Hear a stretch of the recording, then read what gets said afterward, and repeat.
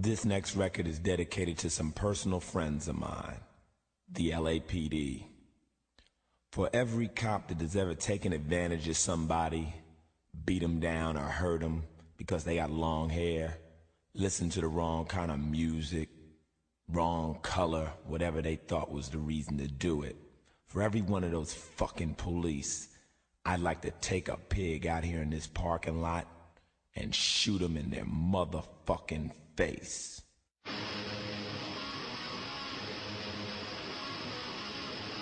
Happy Christmas Eve to you, folks. How's everybody doing? Hot off the presses, apparently. Another teen was killed in Missouri, right near Ferguson. Just so happens. Kind of leads me to wonder why it's that particular area. Is it a high crime area? I don't know. I haven't done my research. I do know this, that this time around, it seems as though the unarmed teen wasn't unarmed. In fact, he was barely a teen. A man was shot and killed by a police officer Tuesday in Berkeley, Missouri, authorities said, sparking new unrest in the region already reeling following an August police shooting a few miles away in Ferguson. The shooting happened at 11:15 p.m. Tuesday at a mobile gas station. St. Louis County Chief of Police John Belmar said in the morning news conference. He said that the cops visited the station when the report of a larceny came in. The victim, who is 18, pointed a gun at the officer, sparking the deadly shooting. Bad choices were made. This individual could have complied. He could have ran away. He could have dropped the gun. I'm sure at this point, the cops in that area are uber sensitive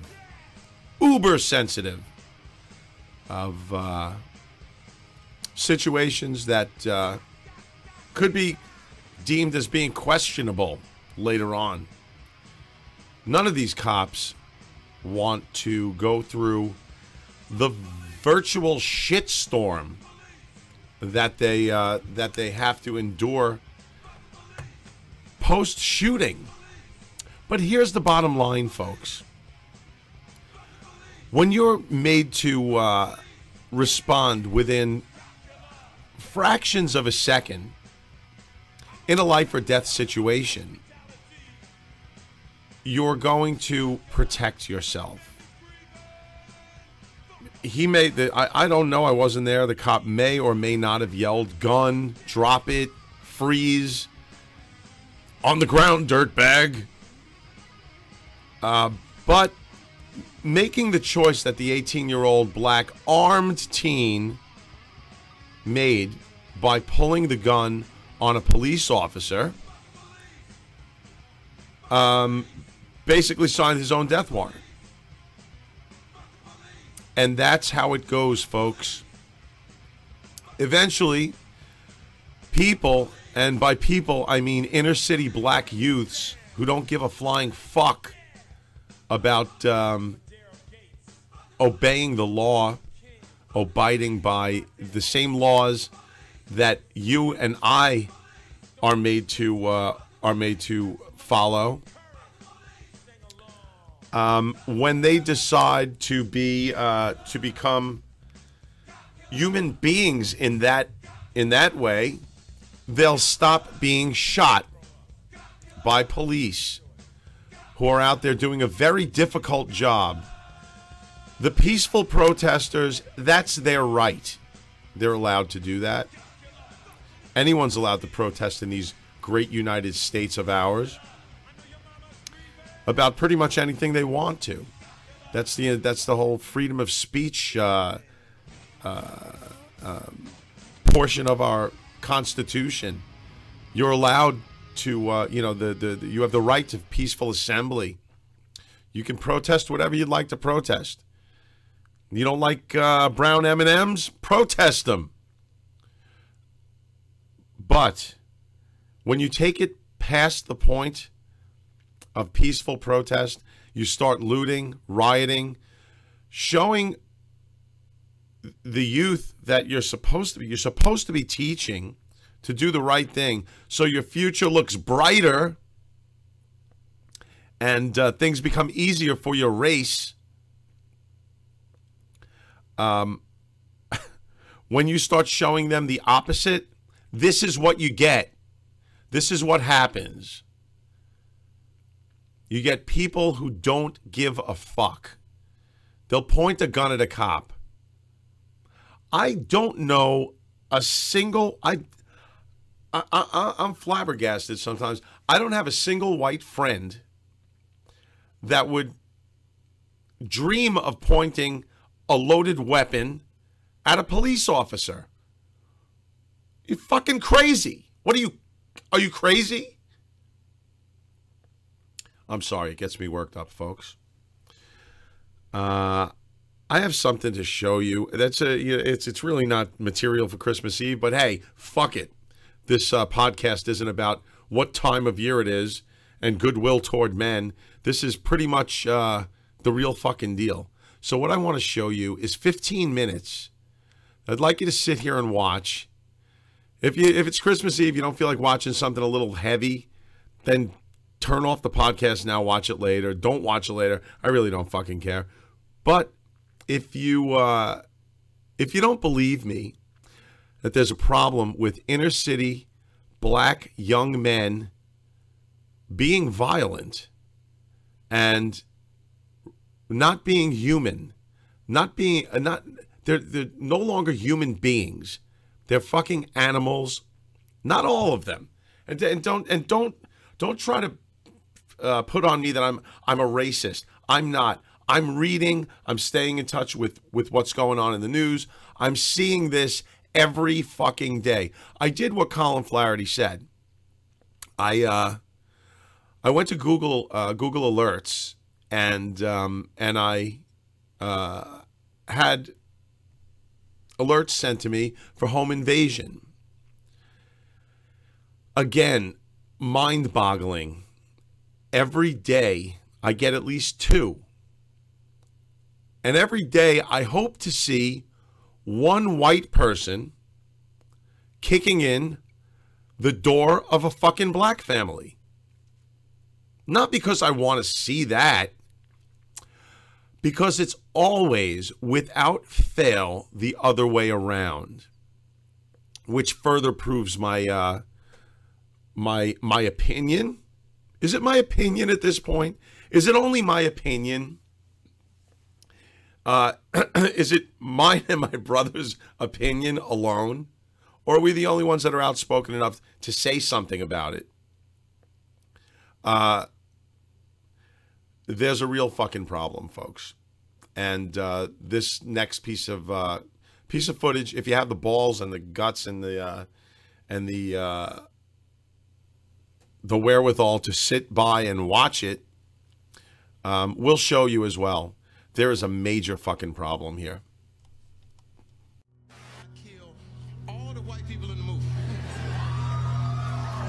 How great is that? If you're on Martin Luther King Boulevard, there's some violence going down. You know, if I had a son, he'd look like Trayvon. There are about 1 million acts of violent black-white crime any given year. And by violent, I mean rape, murder, robbery with aggravated manslaughter. He says, well, I'm going to kill your baby. And I said, please don't kill my baby. Then he shot my baby right in the head.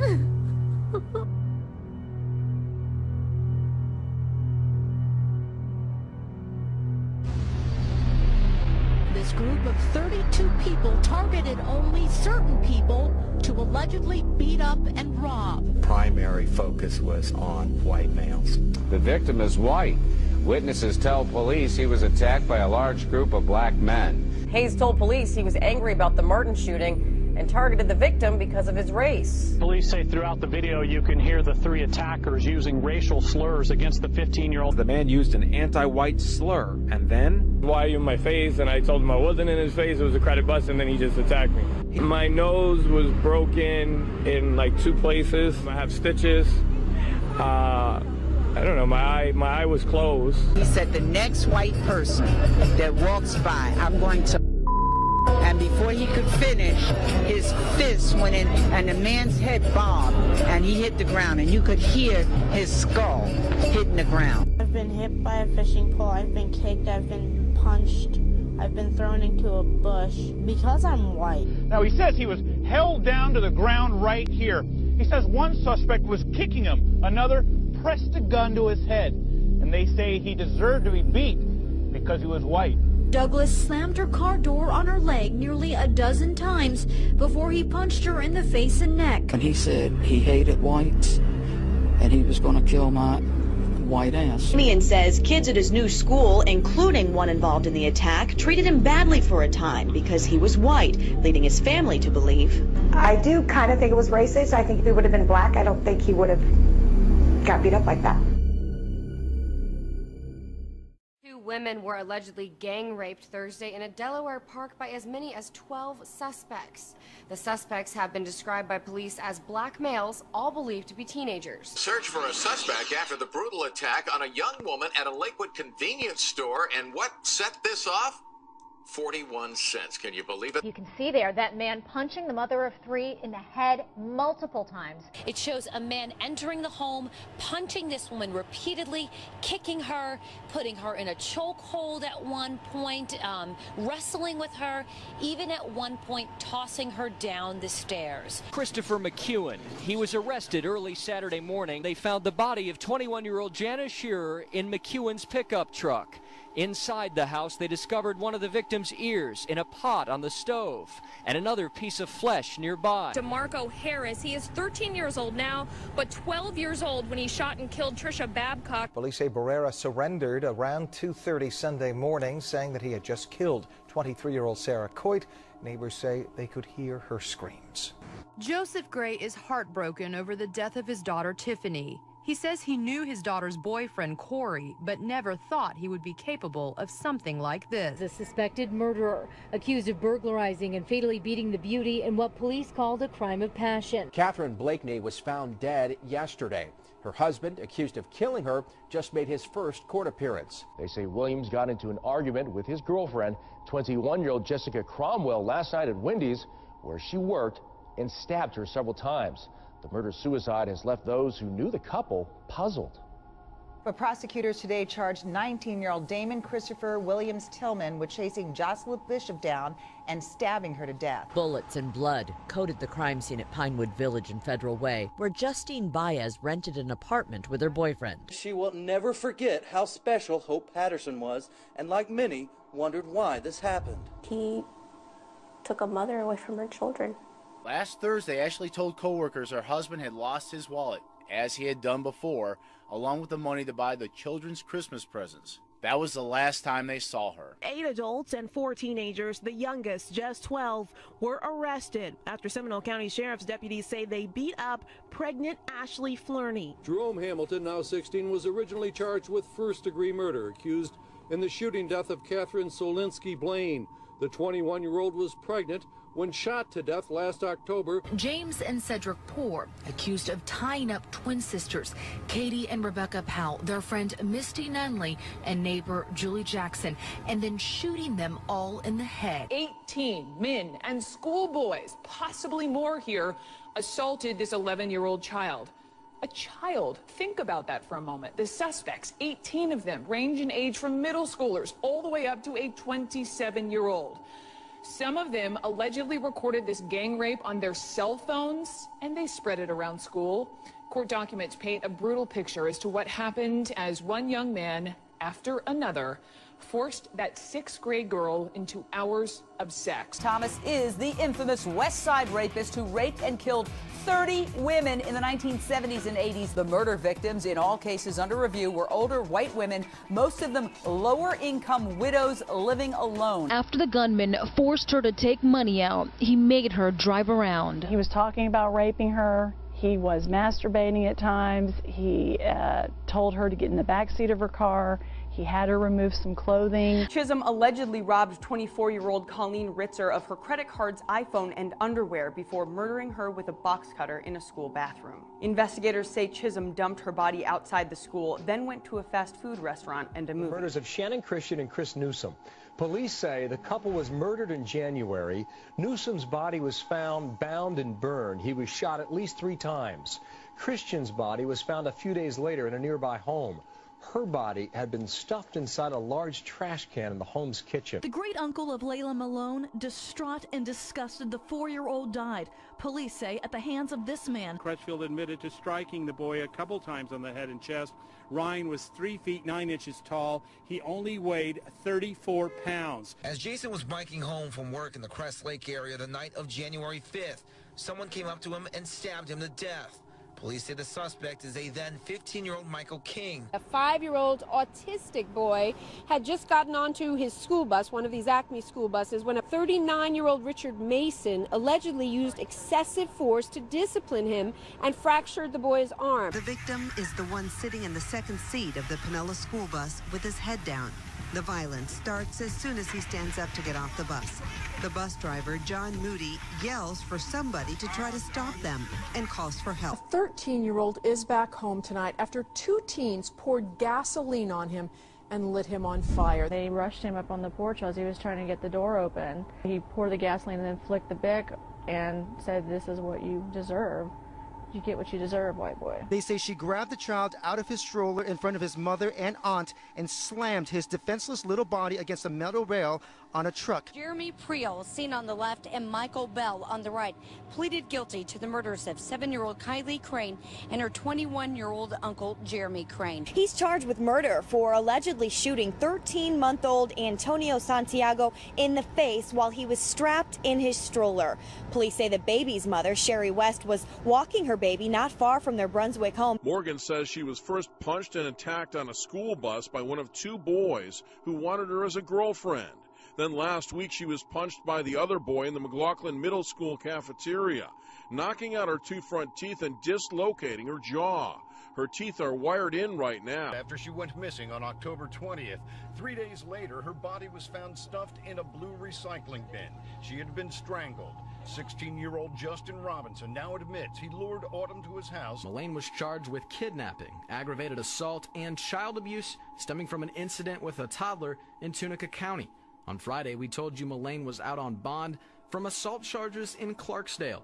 He was accused of beating 77-year-old Shirley Gordon with a piece of asphalt. The man accused of murdering a Kentwood elderly couple is back in West Michigan and closer to charges that have been in the works for months. He was found guilty of attacking 101-year-old Rose Marat. Seen here, 85-year-old Solange Elize and 51-year-old Angela Kahn. The bodies of 89-year-old Arthur and 86-year-old Maxine Hodge were found stabbed and beaten in their Brookwood Drive home in Clinton. Monday, the confessed killer, Willie Williams Jr., made his initial appearance in court. The only time 76-year-old Nancy Harris asked for days off was to watch the Cowboys play. Tonight, she's in critical condition at Parkland with serious burns on her upper torso, face, and head. 37-year-old Matthew Lee Johnson is being charged. Robert Nixon early this morning. Police say he killed an 88-year-old woman at her home in Northwest Charlotte. Fulalov was found shot to death in a storage space behind her home Saturday. 19-year-old Khalil Kennedy now faces capital murder charges in her death. Royal brutally beat 80-year-old Faye Jones. Jones was found dead in her home Sunday morning by friends who were worried when she didn't show up for church. These are the 2 men police say beat an 88-year-old World War II veteran to death last night while he was sitting in his car near Eagles Ice Arena in North Spokane. Javon Tyrek Rogers, you see him right there, was arrested Friday night for allegedly killing 99-year-old Fanny Gumbinger in her Underhill Avenue home. Baker allegedly choosing a victim in the jurisdiction he was trusted to protect and serve. The first incident happened in 2010, the alleged rape of a 76-year-old woman inside her South Sacramento home. Police say the 93-year-old was sleeping when this 17-year-old kicked in her back door and raped her. A witness told police they saw him that night sweating without any shoes on. They demanded that the man withdraw money from his bank. Thomas Nedich suffers from stage 4 brain cancer and is unable to walk. An assault on Tuesday, August 2nd, of a frail 93-year-old woman. An 80-year-old woman says she was terrorized in the worst possible way. An intruder robbing her, then raping her. The surveillance video shot inside this Redford Sunoco station is just a snapshot of a teenage rampage. A plethora of young punks caught on camera talking smack and trashing the inside of the convenience store. The thieves grab sodas, candy, and other items, then quickly walk out of the convenience store without paying for a thing. They're teens, some call them thugs. They've invaded and taken over this gas station. Watch as they ransack, steal, wreak havoc with no consideration for customers. A mob took over an Exxon Tiger Mart off I-20 and Polk in Dallas. The flash mob of more than a dozen teens that stole from this Chevron back in April paved the way for several more brazen thefts, all caught on camera. A group of thugs on the attack, beating an employee within an inch of his life. This assault victim, who suffered broken bones above her right eye and a fractured nose, says she was assaulted by some of these teenage boys, shown in this deli surveillance video, filling their pockets with items they allegedly didn't pay for. According to witnesses, a large group of black teenagers rampaged through the Midway late Wednesday. Breaking news in the Crenshaw district, where a peaceful gathering in Lemert Park to protest the Zimmerman verdict is overshadowed when a group of mostly younger people starts marching that soon runs wild in the streets of South LA. The three men shoved him into a car in Senatobia, Mississippi, shouted, "This is for Trayvon," and started beating him. Early Sunday morning, this group of thugs pummeling him outside of Mount Clemens gas station, then taking off. 3 different people attacked locally, all part of one dangerous game, seen in videos from across the U.S. It's called Knockout. The goal, walk up to an unsuspecting victim and take them down in one punch. He pays his fare, then, out of nowhere, he punches the victim, Jeannie, square in the face. The video shows a man being punched in the face in downtown Baltimore. You can hear his head hit the pavement near the entrance to Courthouse East. And then without a word being spoken, he just waylaid our 66-year-old victim by punching him with his fist on the right side of his face.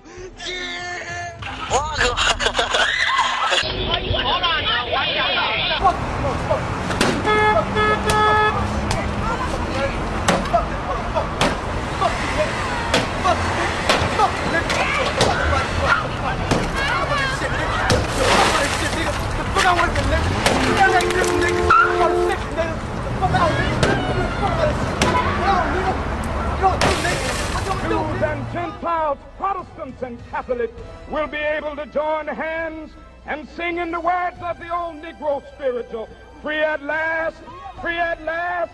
Thank God Almighty, we are free at last. Shots rang out around 1 o'clock this afternoon, shortly after the Martin Luther King Day parade passed the corner store where the shooting took place.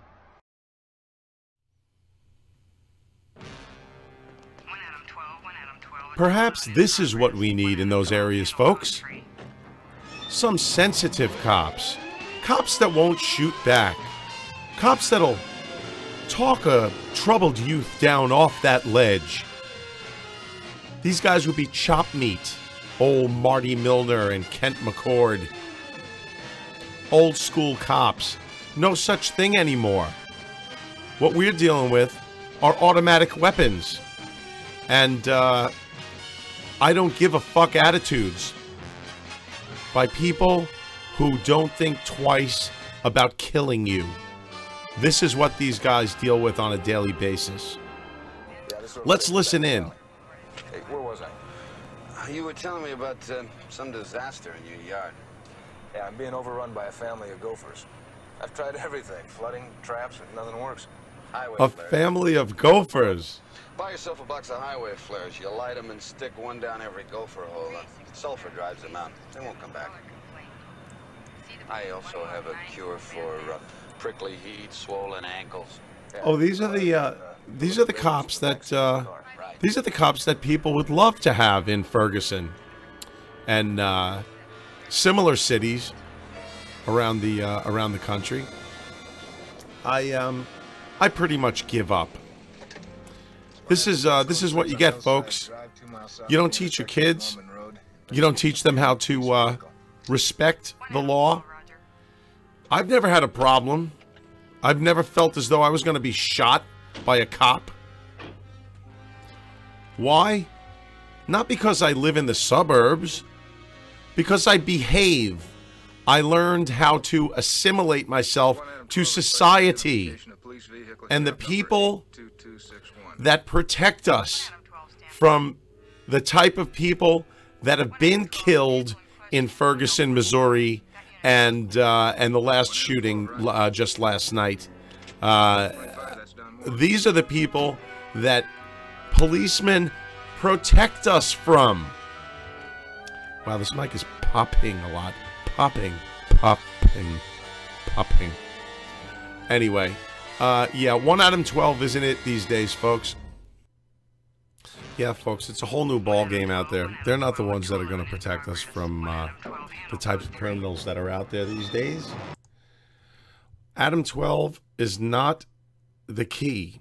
We need hardcore cops out there that are going to fight back as hard as the criminals that are making streets unsafe for law-abiding citizens to walk down at night. Gun-carrying thugs that have no place in society need to be dealt with in a harsh manner. And these sensitive cops that are being called for, sensitivity training in certain areas just is not practical. It's not the way the particular situation needs to be handled. As it is now, they're being told, when looting and protesting is going on, they have their hands tied. Let the crime go. Let small infractions and even misdemeanors, let them go. So now these people are being shown that they are permitted, there it goes again, that they're permitted to break the law and do it with impunity. Adam 12's not it.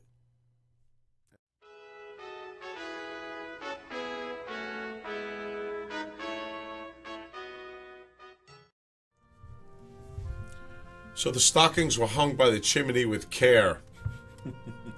Hope they fucking burn.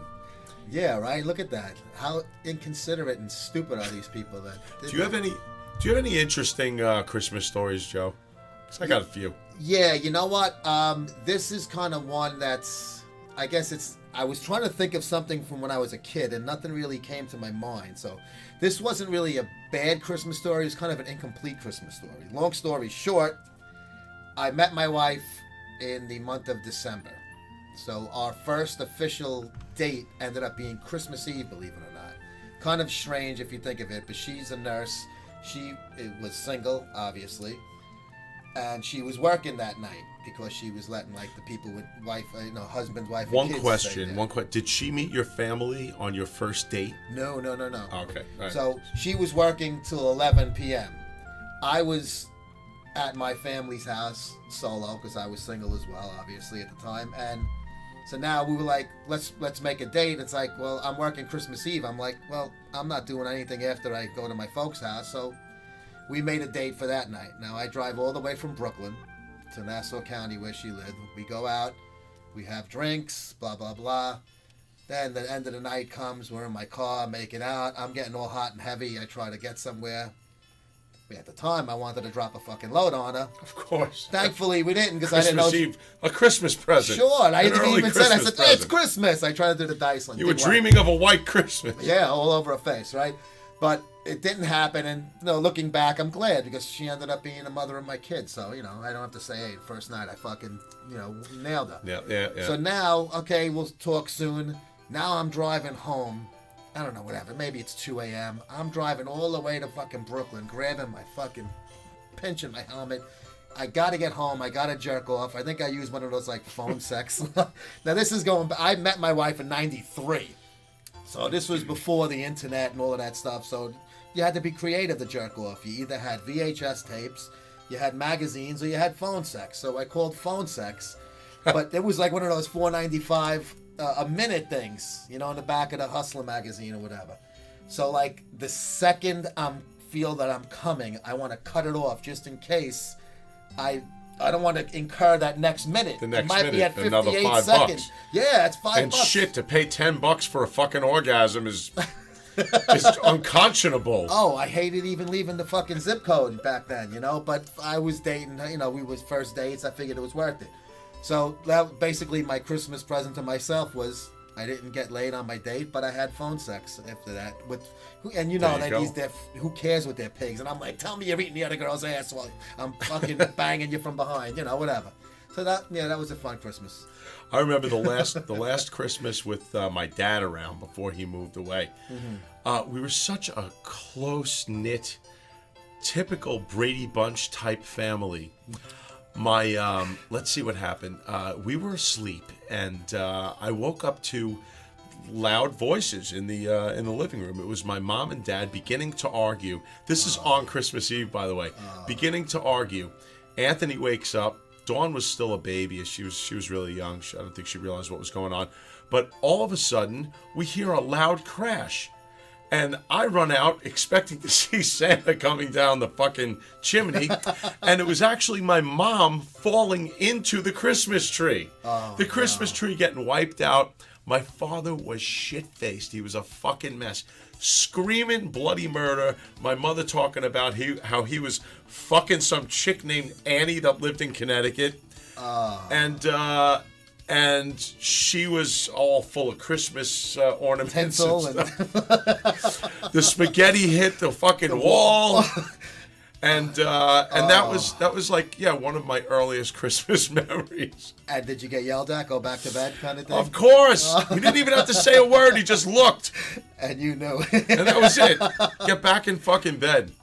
And the next morning, the old man was gone. That was the Christmas that he took off. Ooh, Christmas that's he left. Shit fucking Christmas. Fucking brutal, man. As an adult, that would suck. As a kid, that's fucking... I mean, but you got to think of it. As an adult, you don't fucking do that.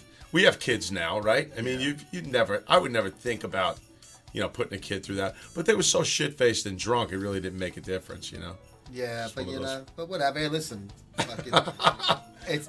you can laugh about it today. It formed the personalities that Anthony and I have. Yeah, well, you know what I mean. And I guess he can even talk about it on Twitter now. Oh, Joe Cumia Senior. That fuck. Yeah. Now, was your mother right though? Was he fucking a girl in Connecticut? Oh hell yeah. Oh okay. So fucking a girl in Connecticut, New Jersey, Pennsylvania, upstate New York. This guy's a champ. The old man was what they now call a player. Or what they used to call a player. He was all over the fucking place. He was a bike guy, actually. He was in a bike gang when we were younger, and they used to have around the holidays. They would have big holiday parties. Mm-hmm. My mom and my dad, and they would invite over these fucking dirtbags. I mean, they were fucking bike gang guys. Yeah. That they would invite over into East Northport. We had a house, very expensive house in East Northport, and they would invite these guys over, and I do believe my mom fucked one of those guys. So that was a huge problem with the old man. Because even though the old man was fucking other girls... That doesn't mean anything, no. No, that makes no fucking difference. Especially a friend of yours. Exactly. Come on, have a little respect. Exactly. It was fucking... At least fucking stranger. We had some funny goddamn stories. I have a couple of New Year's stories that I do believe we'll save for next week. Next week's New Year's Eve. It's Christmas Eve. We got New Year's stories. So absolutely. Good. Ah, that fire feels good, doesn't it, Joe? It does. It's giving me a little sunburn in the back of my neck. Make sure the top of my head don't burn. Okay, what are we on to next? Who are we interviewing? We have the Reverend Bob Levy on. Reverend Bob Levy's on tonight, and then we got Mike Bichetti next week, and Mario Andretti in January. Well, I think Levy's coming up. Maybe he's got some Christmas stories to tell us. Tell us to go fuck ourselves. he's fucking out of his mind. Love him. What's up, Brother Joe? How's it going on this fine evening or day or whatever the fuck it is? We don't know what it is because it's not aired yet. I know, that's what it is. I gotta make believe. Oh yeah, the birds are out. Oh, it's late. No, it's late. No, it's late, and I'm drunk already. It's a beautiful day in the studio. I have 3 bright lights shining on me, and I'm feeling like I'm laying out in the sun. See, that's good. You know, like an old Jew. You know, an old Jew working on cancer. Yeah, skin cancer. I tell you. You know, David Duke would be like, "Yeah, let's put some more Let's burn him a little. Put it closer to him. Let's give him some baby lotion to slather on.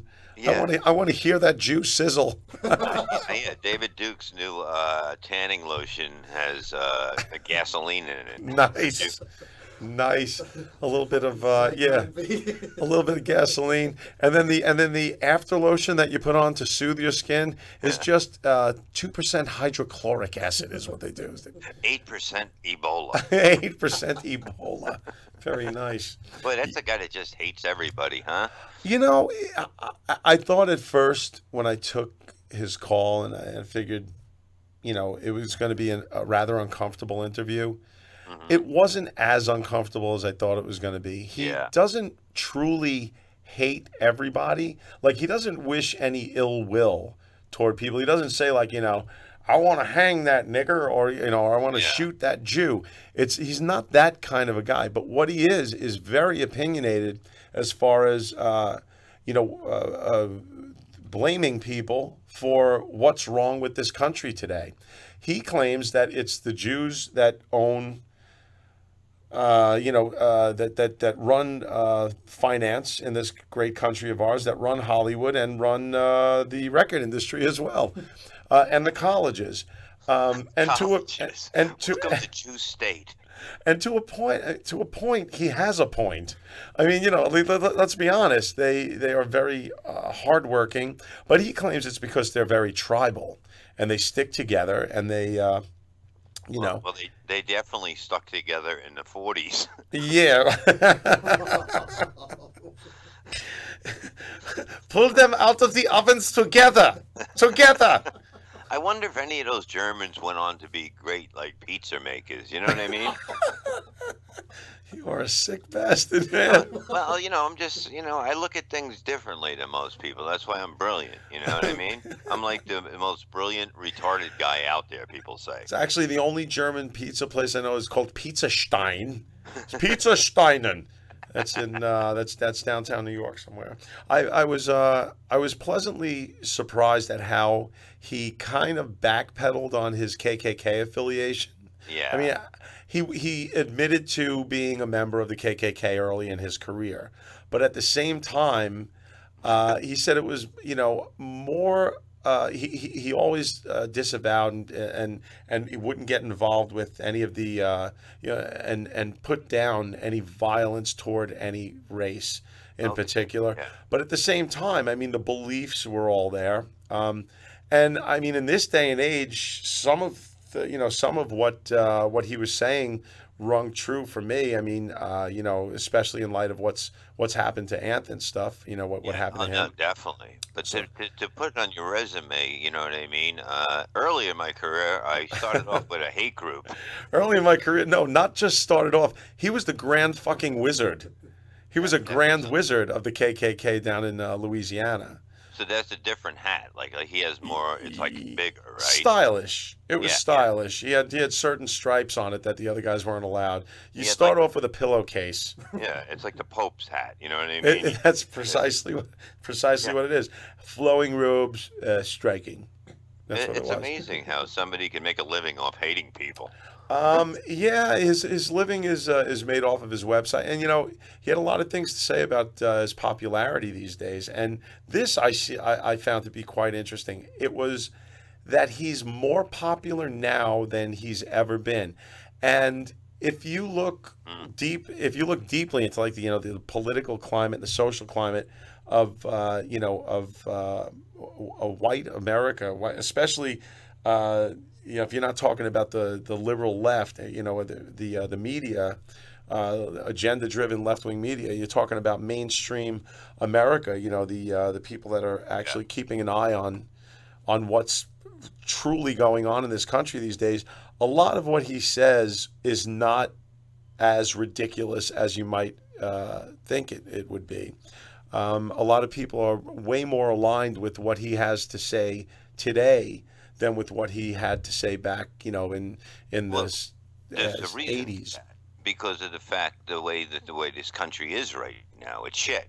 You know what I mean? Yeah, so people jump aboard. You know what I mean? Anybody that says anything different, because of the fact that it is the country's run like shit. We let fucking people instead of just sending the doctors over to West Africa to fix these people with the Ebola, they go there. It's like anything. It's like. It's like the mob, okay? What you do is you take out that whole section before you move on to something else. And what they did was, they went there, helped a few people, came back, brought the disease with them. You don't do that. You come back, when everything is settled out there. They're going to keep coming back. It's going to, watch how this thing spreads. It's going to be all over the fucking place. You think so? I saw something on Twitter that says you're 1,365 times more likely to take it up the ass by Ron Jeremy than you are to catch the Ebola. Well, I guess that ain't gonna happen again. But the whole thing is no. I do believe you can get it from fucking just being around a person and breathing their air. And I said this fucking 3 months ago when this came out, that it's going to be all over here. We got people in a fucking house somewhere in Pennsylvania locked up. The 21 days. That lady was bitching. She was in a tent and she wasn't treated right. And she couldn't order Chinese food. And I'm like, what the fuck is wrong with people? You have a disease. What do you want to kill children? You fucking psycho bitch. That's true, especially something airborne. I mean, when a disease becomes airborne, I mean, that was what if you've ever seen the movie The Stand. Have you ever seen The Stand by Stephen King? No. Or read the book? All right, it was a movie about a bug that got out, from a government installation, top secret, bioweapons research plant, and proceeded to kill 98% of the population on the face of the planet. And it was because it was an airborne an airborne bacteria or virus, and that is really what people are afraid of. I mean, I don't think at this point, if it was an airborne, contagion, I think that the government would be a whole lot more careful about. It's just that they don't know. And that movie you talked about sounds like a comedy to me. 98% of the people died. That would be great. Holy fucking shit! You feel the same way about most of the human race as I do, huh? Yeah. Believe me, it's just like people want to try to fuck you over everywhere you go. They try to fuck you over, and it's like, who you fucking think you're dealing with? You know what I mean? I just fucking. Yeah, even if it's inadvertently trying to fuck you over. I mean, it may not even be that they're actively trying to fuck you over, but everyone is so fucking bad at doing their jobs these days. That's what it is. They're fucking stupid. People that are running fucking companies like SiriusXM. I was up there. I seen it all. It was the worst run fucking thing. Nobody in charge did anything. All you would do, if you would ask them a question, they go yes or no. That was it. They did plenty. They prevent you from doing a good show. Oh, exactly. They keep you from going out and doing things with the fans and the listeners that would blow your show up exponentially. They were absolute buzzkills. So they did plenty to fuck you over.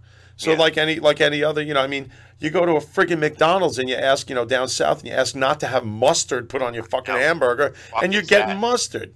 Yeah, who the fuck puts mustard on it? You hillbilly motherfucker. There you go. You know what I mean? Fucking mustard. I mean, no wonder why you fucking got no teeth and you're fucking your sister. Give me a good Philly cheesesteak any day. You must have a good line on those things, huh? I'm gonna. My wife wants to go. She never had one. So like from like Geno's or the other ones, Pat's. Yeah, Pat's. Yeah. Yeah. So we're gonna go over and check it out. You know, but you know. Like living in South Jersey, I like it because I'm on like my road. It looks like if you're coming down it at night with me and you didn't know me, and you met me the first night, you would think you were gonna get whacked. And that's why I love living here, because it's like, you know, nobody's gonna come. I can leave the doors open because my dogs will attack them. You know what I mean? I know when someone's coming. Everything. Are you like out in the sticks? No, it's just one block that just turned down, and it's just like nice, and I love it here, you know. Yeah. And it's like, you know, people like when people I see outside, I look at them as they don't belong here. You know what I mean? Right. And Right. like, on Halloween, you know, we get like fucking maybe 15 kids come. You know what I mean?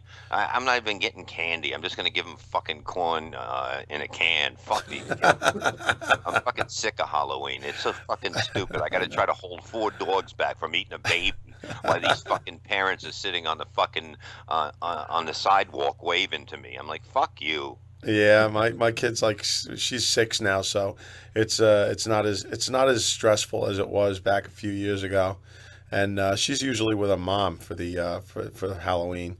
Hey, It's like- yeah, well, that's it. They always get all the good you know, they get every holiday. You know. Yeah. They play. Oh, I'm gonna be all alone. You know. Oh, it's unfucking believable. You know what I mean? We usually get the scraps. The only thing is, like, I can afford a whole lot more than she can, so I have, like, you know, Daddy Christmas the day after Christmas. Yeah, that's good. And my daughter waits for it. She's like, you know, I can't wait for Daddy Christmas, Daddy. I'm like, yeah, I know, little girl. Yeah, she's so cute. I seen her when you were taping that night. You were doing a little practice thing. Oh, she ran in as I was talking about, like, I don't know, fucking something or someone or somewhere. You're like talking. I was like, and then I took my Layla. What the hell are you doing here? Yeah, she was there. He goes, "How long were you here for?" She snuck up behind me. I was lucky though. I checked back on the video and I saw she came in like seconds before I realized she was there. Joe, this is what you always got to do. Remember this. Always set up your studio where your back is against the wall, looking at the door. Yeah. My back is against the wall. My AR-15 is loaded below the desk, and I always have a handgun within reach. That's pretty much the way I roll. You'll always have to have a weapon in a place where you know, anywhere. The kitchen, it's got to be everywhere hidden. You know what I mean? My dad was notorious for having like a gun within hand's reach wherever he was in his double wide. He lived in a double wide trailer. He was my partner, Joe Conti. He just got engaged and he lives in a double wide. And I said, look, don't just get the money. You know, don't go on vacation and, you know, drive your house into a lake and buy a real house. Drive your house into a lake. You know? Houseboat. Yeah, and make it a house fucking boat. Yeah. Nice. Go to the bayou, buying at the bayou or whatever the fucking stupid. My dad's trailer out in Cal. I'm sure you heard stories back in the day. I'm talking about when we lived out in Southern California, out in San Juan Capistrano.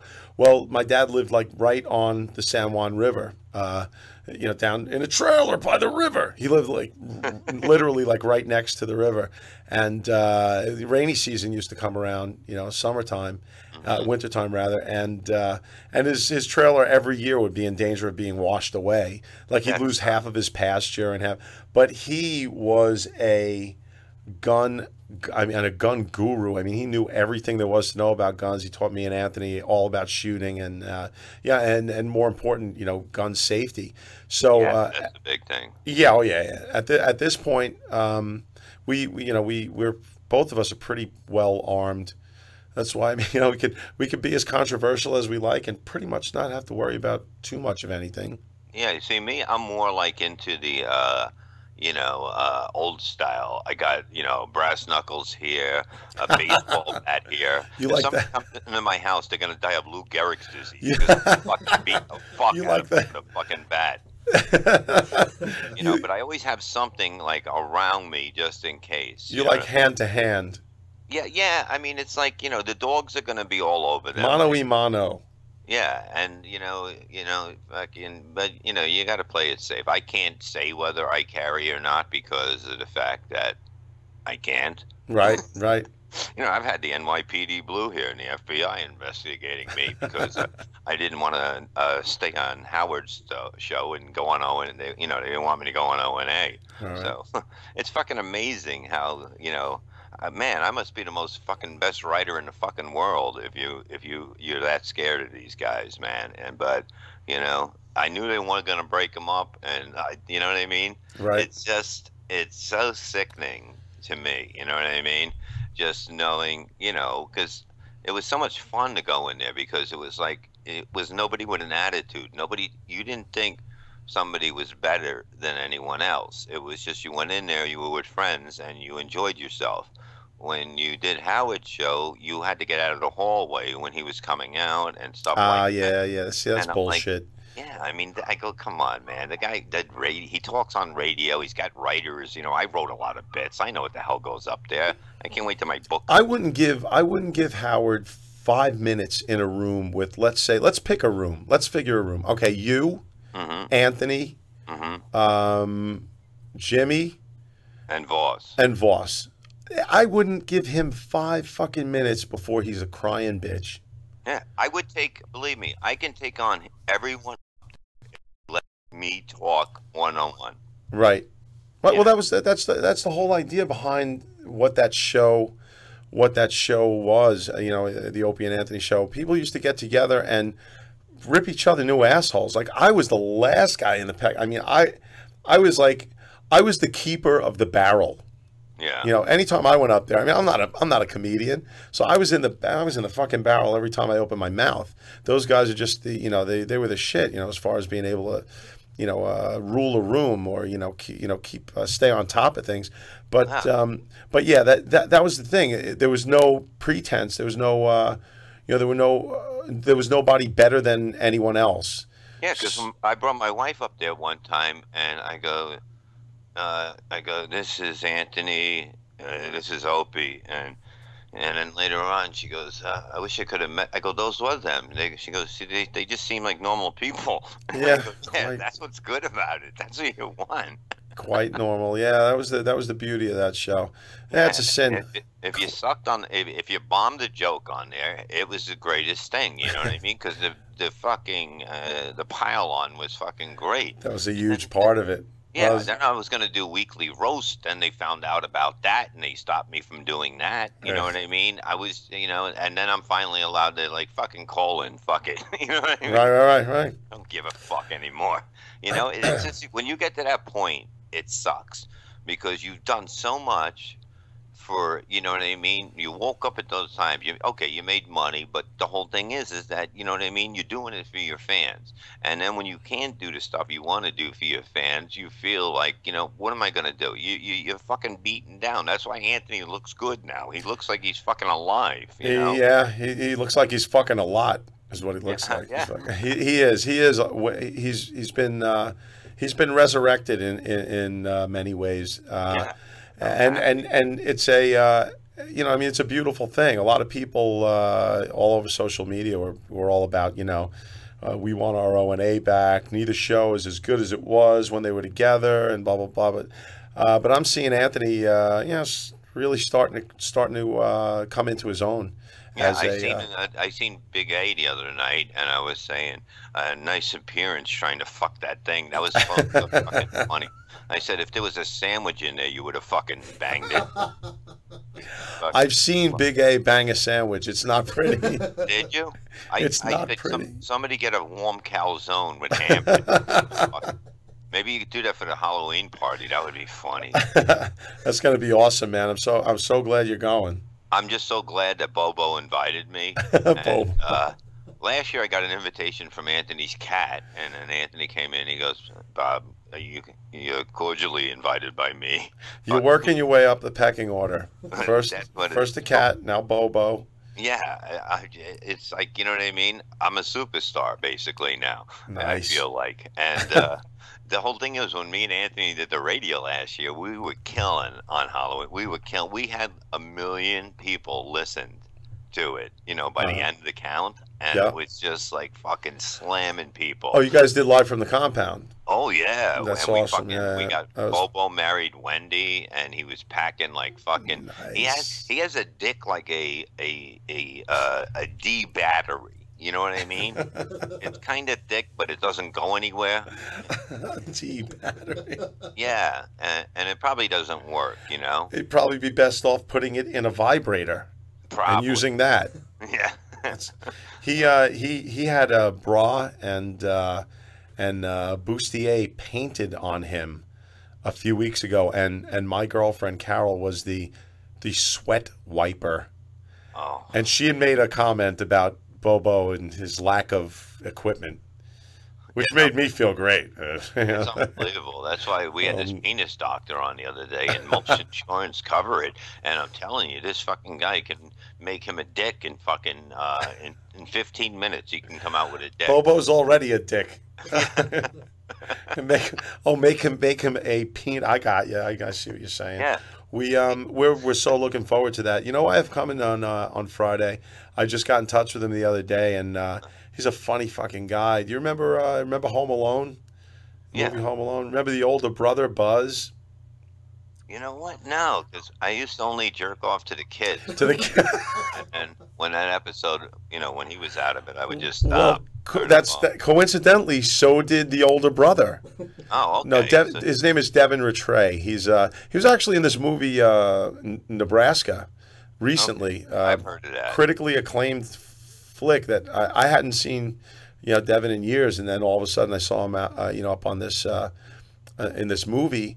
And he plays this like hillbilly guy from the ass end of Nebraska that finds steals a lottery ticket that wasn't a winner anyway. But anyway, long story short, Devin is going to be at the party on Friday as well. So it's going to be kind of a big old home week, so to speak.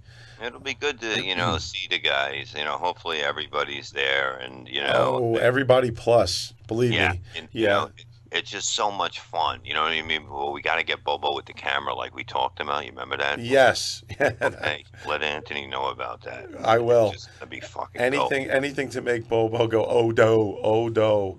Yeah, I'm all and over once that. I get him, he's just gonna not know what's going on. You know, so it's gonna be fucking. Well, you have that effect on a lot of people, Bob.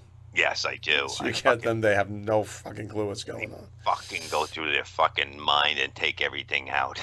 So tell me what the hell's going on with the with them screwing up over in Well, in D.C., they don't know how to fucking, you know, put a tape in. You know what I mean? It's just ridiculous. You know, I want to get back to this kind of radio. You understand? Where I can fucking talk about fucking a girl, then fucking pounding her fucking in from behind, trying to stick a thumb. Can't do that on AM, Bob. Can't do that on AM.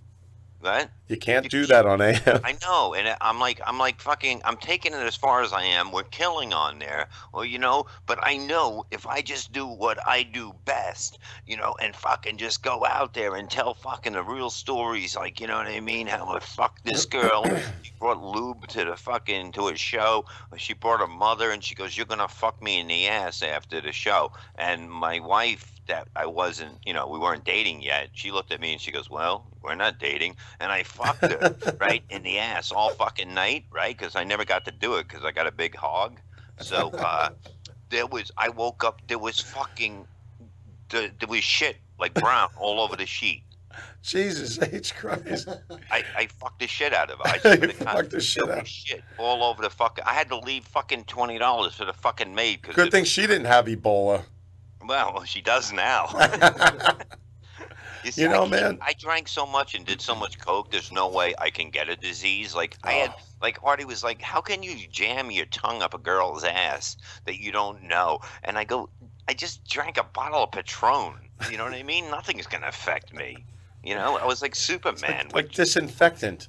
Yeah, it basically is. Yeah. You know, People don't know what the cure is. You know what Jenny McCarthy said that the cure for Ebola was? What's that? Lemon juice. Lemon juice. Lemon juice. Yeah, we're going to listen to this fucking dumb cunt who married a fucking Wahlburger. You ever see the one Wahlburger, Paul? He looks like a fucking squid. He looks like he should have been left in that pussy about fucking another 6 months like he wasn't done yet. You know when you get a pizza out of the oven and you're like, that ain't fucking cooked. He's no Mark. He's no Donnie.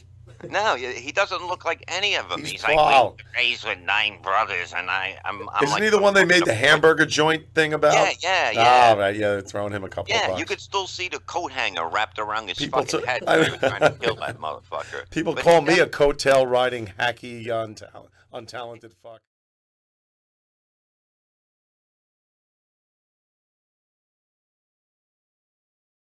Fuck that AIDS shit. That AIDS shit's all a bunch of bullshit. Yeah, AIDS is nothing anymore. You know what I mean? Yeah, It's you know. Ebola now. Fuck. Although when you're told you have it, then it's another story.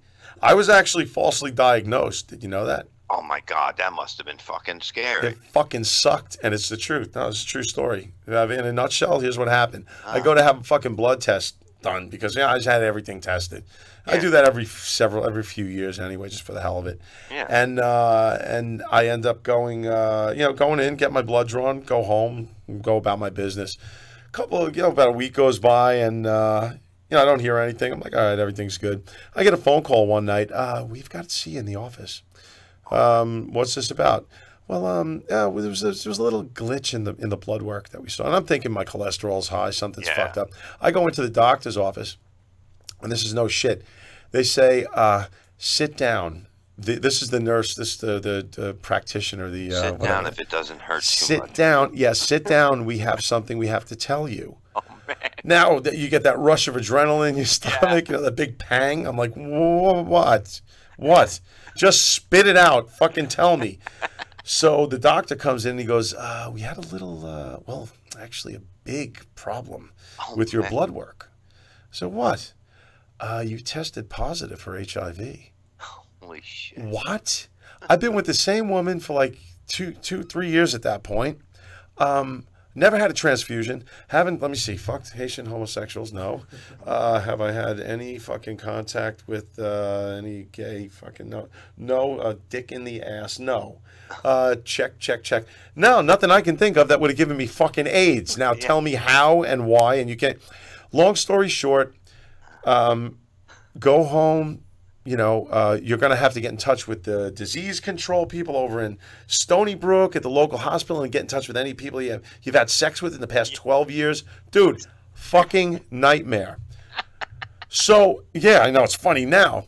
So the guy says to me, yeah, he's laughing. Of course, it wasn't me. So I end up going home and not hearing anything for a couple of days. Anthony, I get in touch with Anthony and say, Anth, listen, man, I've been diagnosed with HIV. Fucking impossible. Impossible. No. Get yourself tested again. AIDS doesn't happen to middle-aged white men. You can fuck all you want. Don't use condoms. I never do. I never did. Don't use condoms, and you won't get. Have you been fucking any Haitian homosexual Haitian hemophiliacs in the ass? No, Anth, but this really sucks. I really feel like I'm going to fight. I don't know what to do now. Get tested again. Yeah. All right. Exactly. I get tested again. Now it goes for a week. Oh, that you're sitting there. Dude, it ruined one of my favorite movies, the remake of the fucking Three Stooges I went to see, because my girl, who stuck by me, why, I don't know. I probably would have ran like my fucking ass was on fire if she had told me the same thing. But she sticks by me and she takes me out. She's like, I think we should go see a movie. All right, what are we going to see? Let's see the new Three Stooges movie, the one with Will Sass. All right, so I was like, okay. I'm sitting there watching the Three Stooges, like crying, like a bitch, like crying, like I'm dead. I have a 6-year-old, at the time, 4-year-old daughter. I'm going to die before she's 7. And the doctor's telling me, I could have come back with worse news, like you had, like fucking, liver cancer or something. Then you're definitely going to die within a couple. But this is a highly manageable disease these days. Long story short, a very long story short, I end up getting the results back from my doctor at 11 o'clock one night. He calls and gets me on the phone, and I just fucking went off. You motherfucker. You don't know. He goes, your last test came back completely clean. You motherfucker. I swear to fucking God. I wanted to kill this fucking guy. Yeah, but the whole thing is, you know, if it was me, you know what movie I would have taken you to see? Oh, no. Yeah, I kind of figured. You know, that one, or what the hell was the recent one? The other one that, fuck, never mind. Yeah, something AIDS related, of course. But everything changes. When you think you're a fucking goner, oh my God, everything changes. And you got to make those calls to those girls. Yeah, you know, I never did. Yeah, I never did. Be like, I waited. You know, remember that time? Yeah. I know we haven't talked in 6 years. Yeah. How you married? You got kids? Oh, you also got AIDS. Aren't you the one that did the anal with me? No, say you are. Don't say you are. Holy shit, Bob. So thank you for reminding me of that entire nightmarish portion of my life. That sounds like hell, man. You know what? Don't worry about it. It's going to go up on YouTube, and I'm going to get couple of hundred thumbs down. That's cool. And thumbs one thumb up are just as good as thumbs up. Believe me. I believe me. I know. Loved or hated, I want to be either one, and they're equally as good. Mm-hmm. You know what I mean? It's a reaction, dude. That's the whole thing about comedy is a reaction. Whether it's good or bad, it's a reaction. If you get silence, that's true. Not good. Very true. And I've been getting plenty. I've been getting anything but silence. Let me tell you. Well, that's good. So awesome. People are it's going to keep spreading like the disease you almost had. Good. Spreading you know what? I'm not going to use anything even remotely resembling, Anthony's show or Anthony's past shows. So, disseminating the bacteria is what I'm going to be doing instead of spreading the virus. Yeah. It sucked. Shut the fuck up. Jesus H. Christ, what's wrong with me? Okay, come on, thumbs down, guys. More. I want more. I do suck sometimes, but I'm learning, Bob. I'm learning. From the best, I might add. Hey, we have fun. Thank you, sir. Thanks so much for coming on, man. Friday, brother. And then let me know when this is going on, and we'll plug the shit out of it. Cool. And I did to that girl who shit all over the bed. And we're going to get a lot of viewers, and then we'll take over the world shortly. This girl, she shit the bed. No, yeah. Really, she shit the bed. Yeah, unfucking believable. I had to leave a fucking 20 spot for the fucking maid. Can you fucking believe it in this day and age? A fucking girl shits the bed? Jesus H. Well, all right, my brother. I will see you on Friday. You got it. Thanks so much. Reverend Bob Levy stopping in on the show. Thank you, man. Thank you, guys. See you brother. Soon, motherfuckers. See you soon, man. Bye. Bye.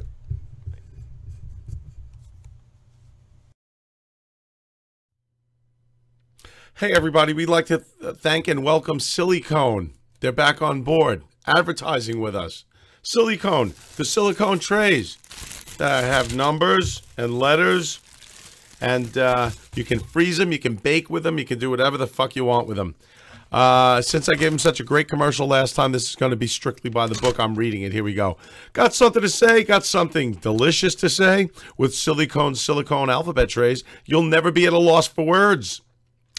You can make letters out of ice, jello, chocolate, wax, for candles or crayons, dildos, or any time else you want to mold to say whatever it is that needs to be said. They're great for birthdays, holidays, New Year's Day, or any message you choose to make. You can spell out bitch in ice, and use them for your mother-in-law's white wine glass over Thanksgiving dinner or Christmas or New Year's dinner, because I have no idea when this is going to fucking air. Or you can make jello shots that spell drunk.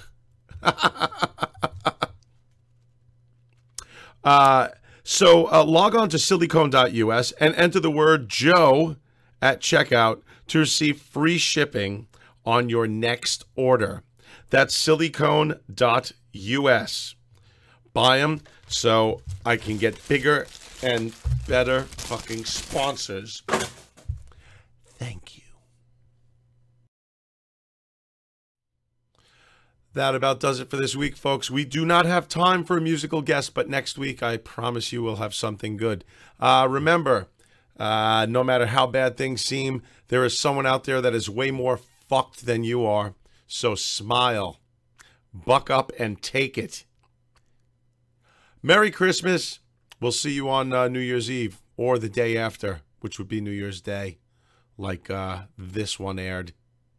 Christmas Day, I think. I'm so fucking confused, and I really don't care because this isn't my living. Hope you enjoyed it. We'll see you next time. Thank you, and good night. We now return control of your television set to you. Until next week at this same time, when the control voice will take you to...